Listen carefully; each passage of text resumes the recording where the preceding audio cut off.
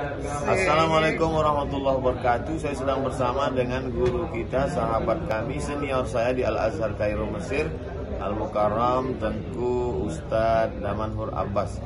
Jangan lupa ikuti kajian beliau. Yang tidak bisa, jangan ketinggalan ikuti kajian online beliau di channel Ustadz Damanhur Abbas Official. Subscribe, like, share, and comment. Assalamualaikum warahmatullahi wabarakatuh.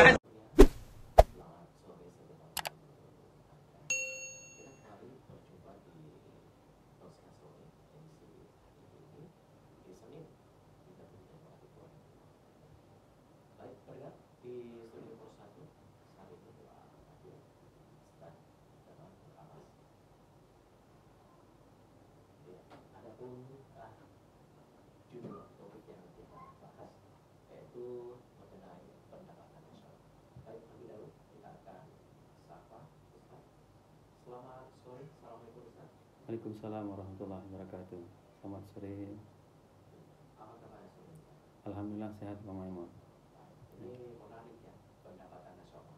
Ya, sangat menarik berbicara mengenai pendapatan. Baik, Ustaz. Jadi kita kali ini pendapatan bahasanya seluruh masyarakat Indonesia ya. Ya, pembahasannya seluruh masyarakat Indonesia. Dan kita akan mencoba melihat dari segi bagaimana ekonomi Islamnya itu menilai pendapatan itu secara lebih detailnya.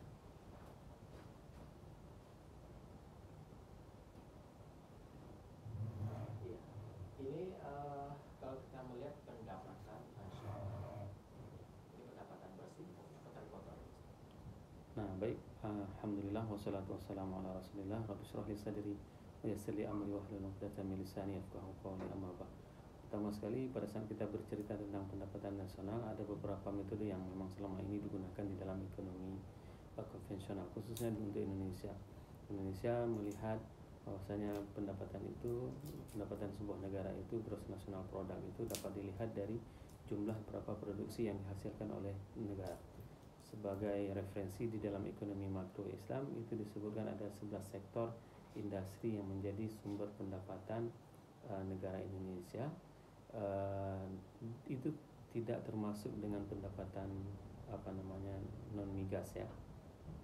Nah, dari 11 ini kalau misalnya kita ingin bercerita dari langkah awalnya, setiap rumah tangga itu mempunyai produk yang memang dihasilkan, dan produk itu akan dijual, dan pada saat dijual dia akan mendapatkan penghasilan, dan penghasilan itu akan diakumulasi. Begitu juga secara mikronya. Nah, pada saat kita cerita tentang makronya, maka kesemua jenis produk yang dihasilkan dalam sebuah negara, di dalam sebuah daerah, maka produk tersebut akan dihitung menjadi akumulasi dalam sebuah pendapatan. Sebagai contoh yang lebih kecilnya, kalau kita bercerita tentang pendapatan negara, maka kita harus melihat daerah kita sendiri, Bang Maimun.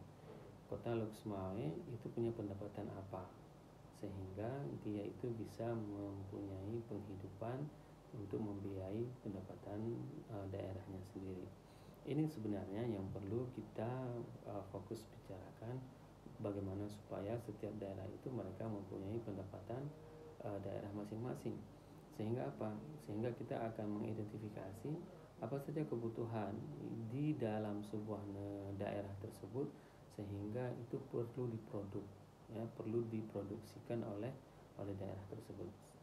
Contohnya, kita menginginkan Kota Lok Sumawe ini mempunyai kebutuhan pangan. Kebutuhan pangan kita itu memang harus kita produksi di tempat kita. Contoh misalnya untuk kebutuhan beras, kebutuhan tepung, kebutuhan telur, ayam, daging, cabai, bawang, itu semuanya harus bisa menjadi kita sebagai produsennya. Kalau seandainya semua barang-barang kebutuhan itu tidak bisa kita produksi, maka kita akan selalu tergantung dengan daerah luar. Nah, pada saat kita cerita tentang kebutuhan yang tidak bisa kita cover, maka yang bermain di sini itu adalah daerah luar. Pada saat daerah luar yang bermain di daerah kita, maka kita sangat tergantung dengan apapun kebutuhan yang kita alami. Sehingga apa yang terjadi? Daerah kita itu tidak akan pernah bisa hasil akhir daripada tujuan pendapatan negara itu adalah untuk mensejahterakan masyarakatnya. Contoh misalnya, hari ini kalau seandainya Indonesia bercerita secara lebih luas, Indonesia masih membeli beras dari Thailand, masih membeli ketan dari Thailand, beras ketan dari Thailand, harus membeli semua barang dari luar, maka sampai kapan kita akan ketahanan kita ini akan bisa berdiri? Ini sebenarnya yang perlu kita pahami bersama. Pada saat kita cerita tentang pendapatan negara, maka kita harus menggali semua sumber-sumbernya. Dan saya kira Indonesia merupakan salah satu negara yang paling terkaya dengan sumber daya alamnya. Hanya saja kita hari ini tidak mau merubah sumber daya tersebut untuk menjadi sebagai potensi pendapatan negara kita. Sebagai contoh, Lok Sumawe itu sangat terkenal Bang Maimun dengan dengan penghasilan ikannya. Bahkan sampai dengan hari ini kita tidak mempunyai industri pengolahan ikan, industri penampungan ikan. Bagaimana mungkin pendapatan daerah kita akan meningkat pada saat kita tidak mempunyai industri? Nah, inti pada saat kita cerita tentang bagaimana meningkatkan pendapatan daerah, yaitu adalah bagaimana kita mempunyai unit-unit industri yang bisa menghasilkan pendapatan dalam sebuah negara kita ataupun dalam sebuah daerah kita. Itu dia Bang Maimun. Berarti kalau kita lihat padahal untuk daerah kita sendiri Ya. Jadi padahal untuk hasilnya ada. Jadi kenapa hal demikian tidak bisa tercapai? Yang pertama sekali karena memang kita tidak mempunyai master plan pembangunan daerah. Misalnya di beberapa negara di Timur Tengah, mereka untuk setiap kawasan itu mempunyai zona ekonominya. Contoh misalnya di salah satu provinsi di Mesir ada namanya Bani Suif. Mereka itu fokus untuk sektor pertanian, dan sektor pertanian yang mendapat support dari pemerintah itu adalah pada saat petani di masyarakat itu menanam kapas. Kenapa? Karena mereka akan mengolah semua hasil kapas itu untuk berbagai macam produk turunan lainnya. Ini master plan seperti ini yang tidak ada. Contoh misalnya, apa yang menjadi ikonnya kota Lok Sumawe? Tidak ada produk satupun yang memang itu bisa dihasilkan oleh pemerintahan kota. Maka dengan sebuah inisiasi yang dilakukan oleh Bapak Wali Kota Bapak Imran pada saat beliau menggiatkan tentang bagaimana menerjemahkan kota Lok Sumawe ini sebagai kota destinasi, yaitu dengan menghidupkan kulinernya, yaitu dengan bagaimana caranya UMKM di kota Lok Sumawe itu bisa tumbuh dan berkembang. Sehingga apa? Orang kalau seandainya mereka datang ke kota Lok Sumawe, ada sesuatu yang memang dibawa pulang, ada oleh-olehnya. Nah, instrumen-instrumen seperti ini akan menjadi sebagai pendapatan daerah, sehingga akumulasi dari pendapatan daerah ini akan akan dapat meningkatkan pendapatan masyarakat. Nah, selama ini pada saat kita ingin melihat sejahtera atau tidaknya sebuah negara memang dihitung dari jumlah semua produksi yang ada di dalam sebuah negara. Namun sayangnya jumlah ini dibagi rata untuk seluruh penduduk, maka akan terdapat berapa jumlah pendapatan sebuah negara tersebut dengan sangat-sangat bias. Kenapa?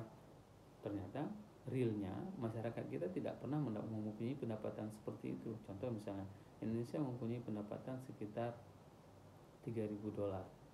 Nah, siapa yang punya pendapatan $500? Siapa yang punya pendapatan, penduduk Indonesia mempunyai pendapatan $500? Saya kira tidak ada. Nah, hal seperti ini menjadi bias. Kenapa? Karena pada saat kita menghitung jumlah pendapatan asli sebuah daerah itu memang harus real dari pendapatannya. Caranya apa?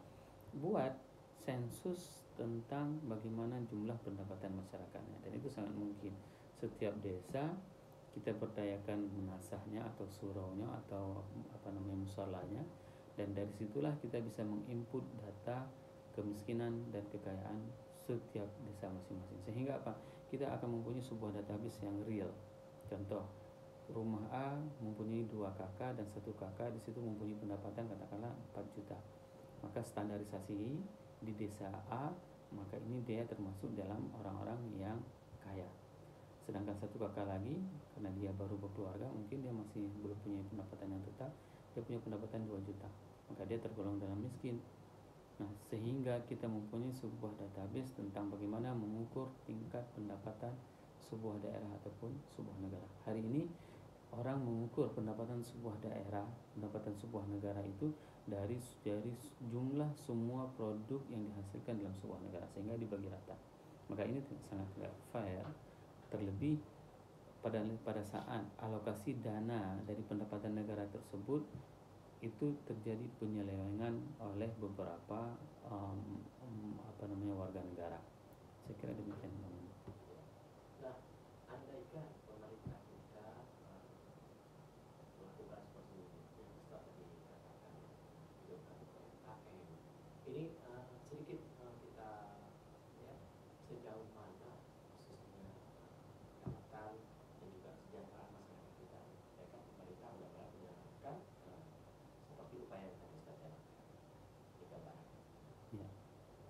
Paling tidak mereka kan sudah mempunyai ada yang namakan dengan usaha. Usaha ini dapat menghasilkan pendapatan, dan usaha ini mempunyai produk ini mempunyai bisa dijual, dan hasil dari penjualan tersebut dapat meningkatkan pendapatan. Sebagai salah satu contoh misalnya, tidak usah yang ciri khas lah, katakanlah kuliner yang dapat disajikan untuk setiap event mingguan, setiap Ahad pagi itu dibukakan tempat-tempat memang destinasi untuk orang bisa santai, jalan bersama keluarga, dan menikmati santapan-santapan kuliner. Nah, ini kan dapat diukur. Contoh misalnya, kita akan bisa membuat surveinya secara langsung, Bang Emon. Katakanlah misalnya, Bang Emon, saya sebagai penjual, berapa modal saya hari ini? Katakanlah 200.000, berapa hasil penjualan saya?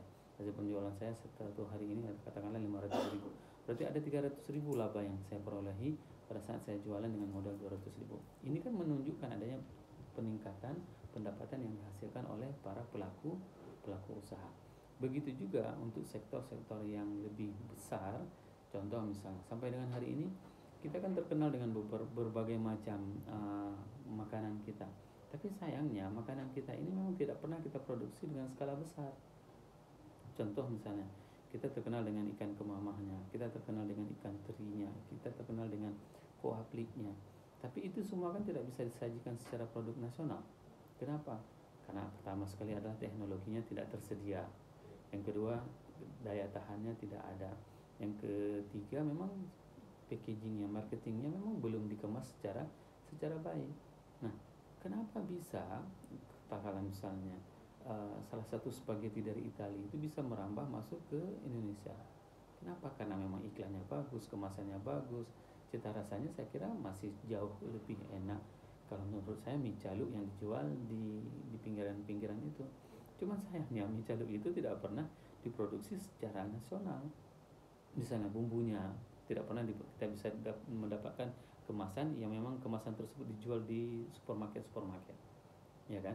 Tapi kenapa katakanlah misalnya La Fonte itu mempunyai ada bumbunya dengan minyak itu memang sudah disiapkan untuk diproduksikan untuk skala nasional. Ini sebenarnya tugas kita pada saat kita ingin meningkatkan pendapatan sebuah daerah, maka perlu kita menghasilkan produk yang memang itu bisa menjadi kebutuhan. Kenapa? Karena kalau kita menjual produk yang dibutuhkan oleh masyarakat, kita tidak akan pernah rugi. Tapi berbeda dengan modis ya, misalnya lebih pada style, itu mempunyai resiko terkadang orang tidak suka, dan ini musiman, seperti musimannya latu-latu hari ini. Begitu Pak Presiden main latu-latu, maka semuanya latah main latu-latu. Saya kira demikian. Tadi menarik Ustaz mengatakan ini bahkan kita melihat sering misalkan itu di waktu atau makanan yang lainnya. Ini sering kita melihat mungkin masyarakat kurang melihat bahwa lukisannya sering digambarkan diproduksi oleh salah satu perusahaan besar misalkan di Medan yang sering ini. Padahal kalau seperti kita katakan, saya pernah juga menuju ke salah satu UMKM. Kenapa Anda menjalankan usaha baik itu catering ya, Iya. tidak bisa bertahan lama? Padahal kalau kita melihat mereka datang dari luar dengan biaya yang diproduksi, maka harganya pun bersaing. Terus ujung-ujung kembali masalah klasik ya, mereka itu bisa main besar karena ada modal besar, terus juga populer, bahkan mereka bisa memasuki semua market yang ada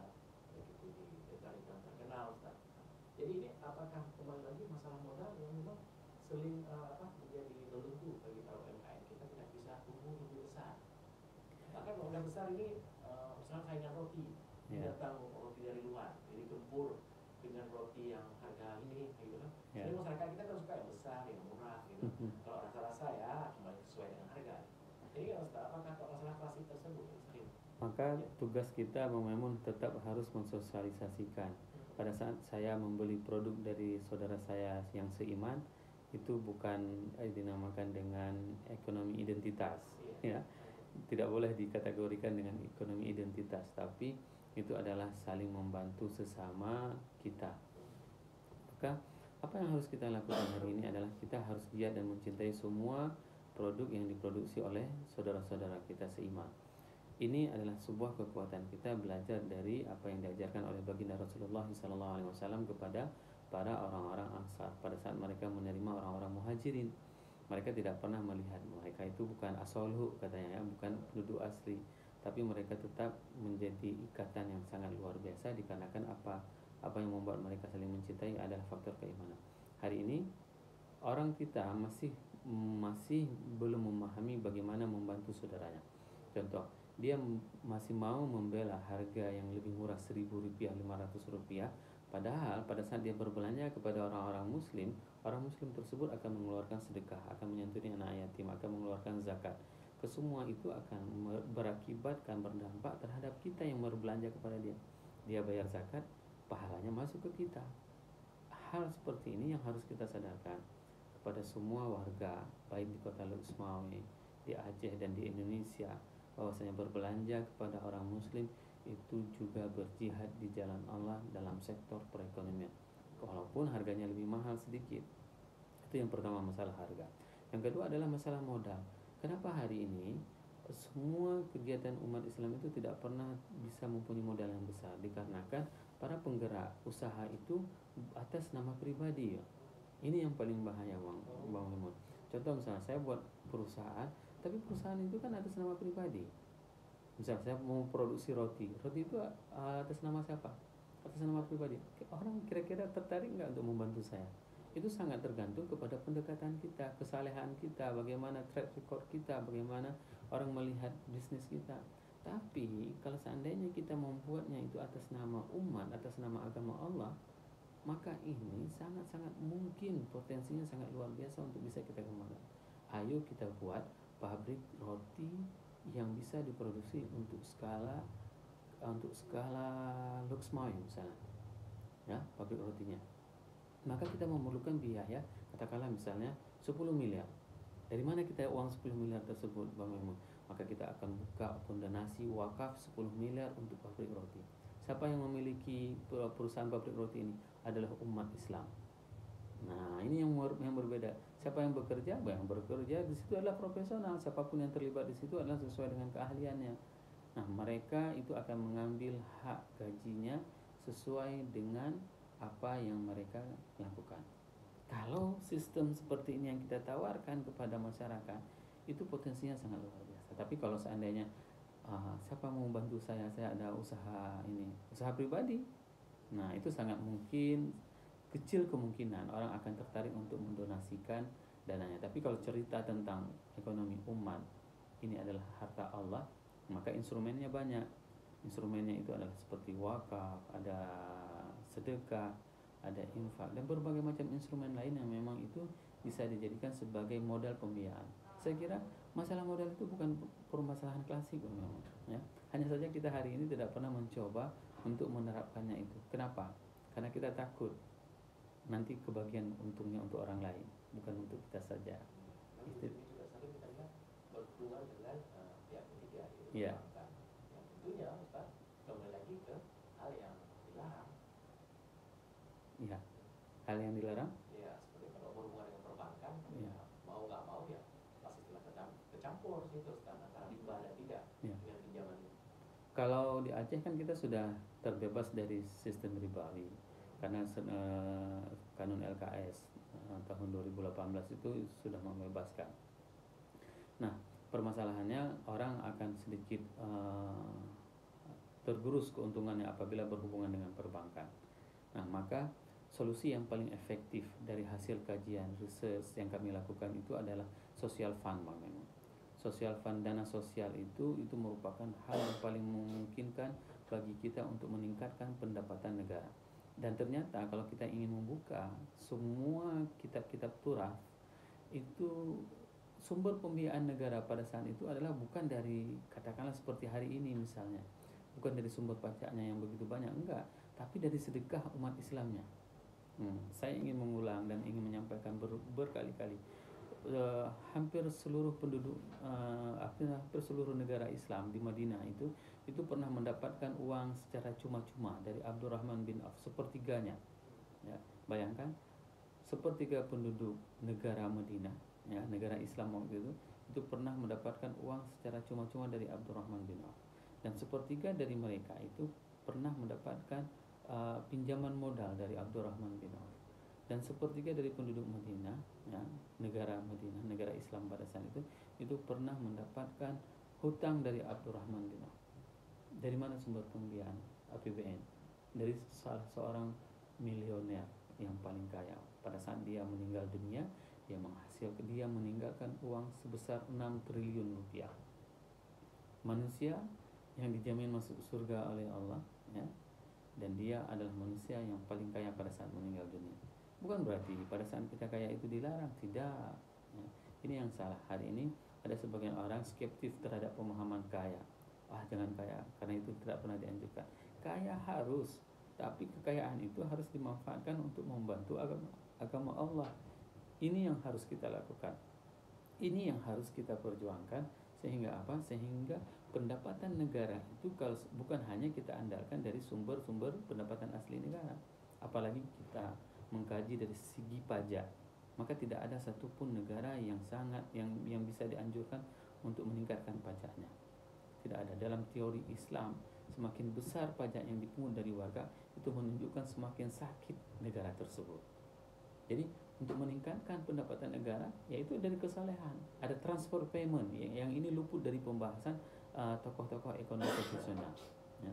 Ada sistem distribusi harta kekayaan yang itu memang tidak pernah disebutkan di dalam teori ekonomi konvensional, dan itu secara jelas dijelaskan di dalam ekonomi Islam. Maka secara ekonomi makro, pada saat kita menceritakan bagaimana pendapatan negara, maka kita harus juga menggalakkan sistem sedekah dari warga tersebut. Saya kira demikian. Baik, yang terakhir Ustaz, sebelum kita akhiri apa yang sudah kita sampaikan, lalu juga untuk masyarakat kota, masyarakat luar daerah yang memiliki modal besar daripada diinvestasikan ke orang-orang yang tidak bisa menjadi bantu masyarakat tadi. Ya, pertama sekali warga Kota Lusma memang harus peka terhadap spirit bersedekah. Sedekah itu adalah sesuatu yang memang bukan hanya dipahami hilang, ya, tapi sedekah itu juga bisa mempunyai keuntungan baik secara dunia maupun secara akhirat, yaitu dengan cara berwakaf. Pada saat melihat ada proyek-proyek ekonomi yang bisa meraih keuntungan di dunia maupun di akhirat, maka bersegeralah untuk bersedekah. Kenapa? Karena ini adalah sesuatu yang kita sedekahkan, itu adalah yang akan sisa bagi kita. Sedangkan yang kita makan itu akan menjadi masuk ke dalam safety tank, dan apa yang kita pakai itu akan lapuk. Maka tingkatkanlah kualitas sedekah kita sehingga dapat meningkatkan pendapatan daerah, negara, dan diri kita. Subhanakallahumma wa bihamdik, asyhadu an la ilaha illa anta astaghfiruka wa atubu ilaik. Assalamualaikum warahmatullahi wabarakatuh.